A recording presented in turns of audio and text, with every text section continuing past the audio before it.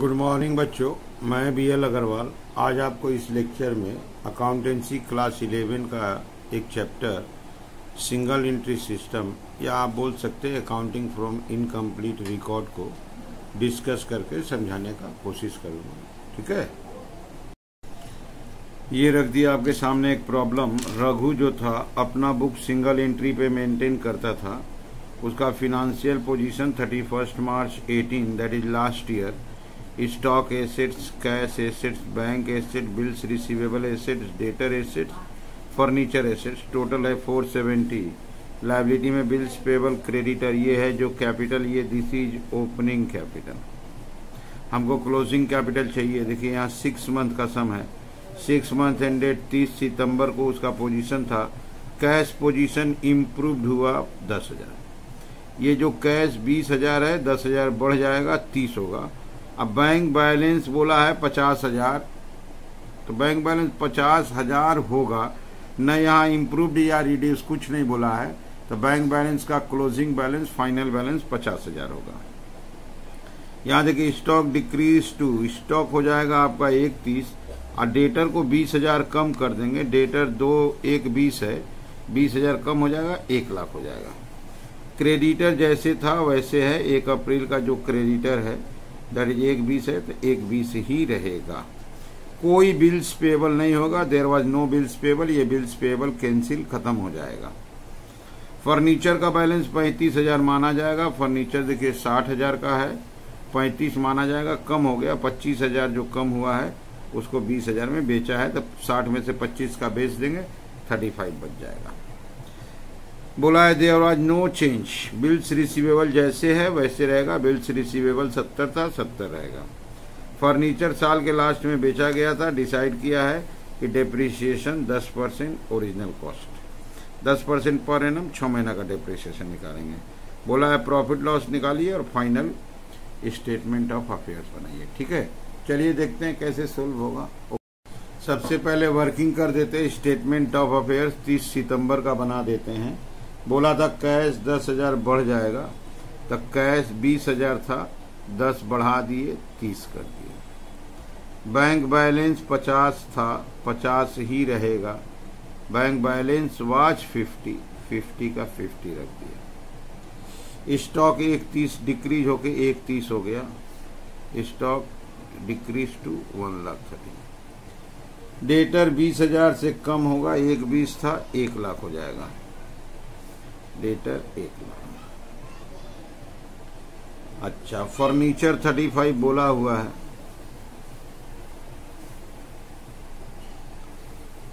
बोला है no change in bills receivable. Bills receivable 70,000 था, 70,000 रख देते हैं।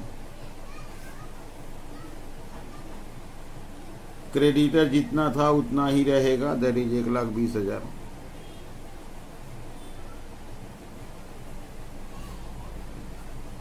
कोई बिल्स पेबल नहीं होगा। ये हो गया आपका कैपिटल का वर्किंग। आंसर आएगा कैपिटल बैलेंसिंग फिगर, और ये जो कैपिटल आएगा क्लोजिंग होगा।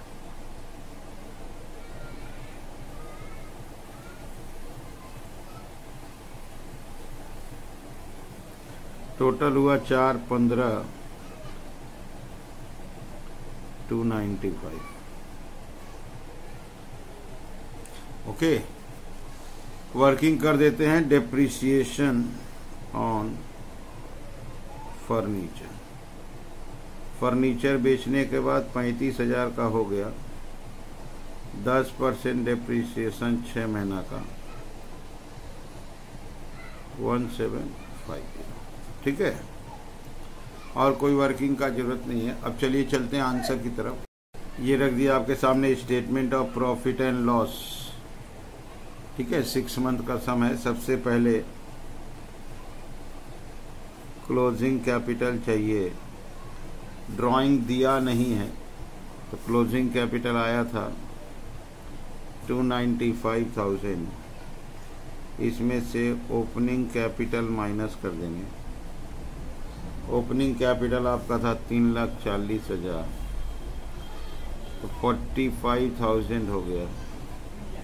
Loss before adjustment.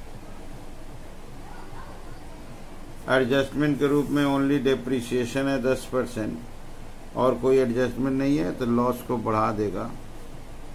Eight depreciation on furniture 1750 46,750, ये हो गया नेट लॉस। ठीक है, अब इसके बाद हम लोग आएंगे बैलेंस शीट में, जिसका नाम होगा final statement of affairs. Asset side में लाते हैं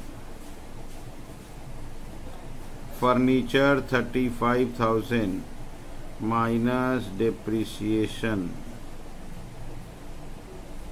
1750, दैट इज 33,250। इसके अलावा stock 1,30,000, debtor 1,00,000,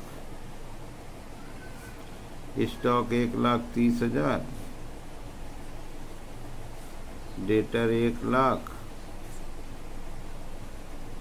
bills receivable 70,000, bank 50,000, cash 30,000। सब तो वही आइटम लिखे हैं।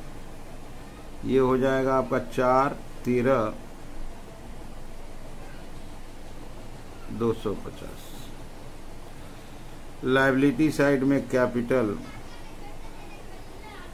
ओपनिंग कैपिटल आपका 3,40,000 था और तो कुछ नहीं था। Net loss 46,750, 293,250।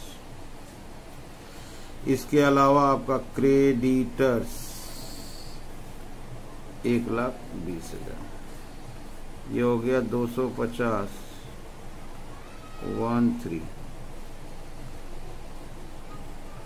413,250। देखिए दोनों साइड मिल गया। ठीक है, तो ये बना दिया आपको statement of PL and statement of affairs.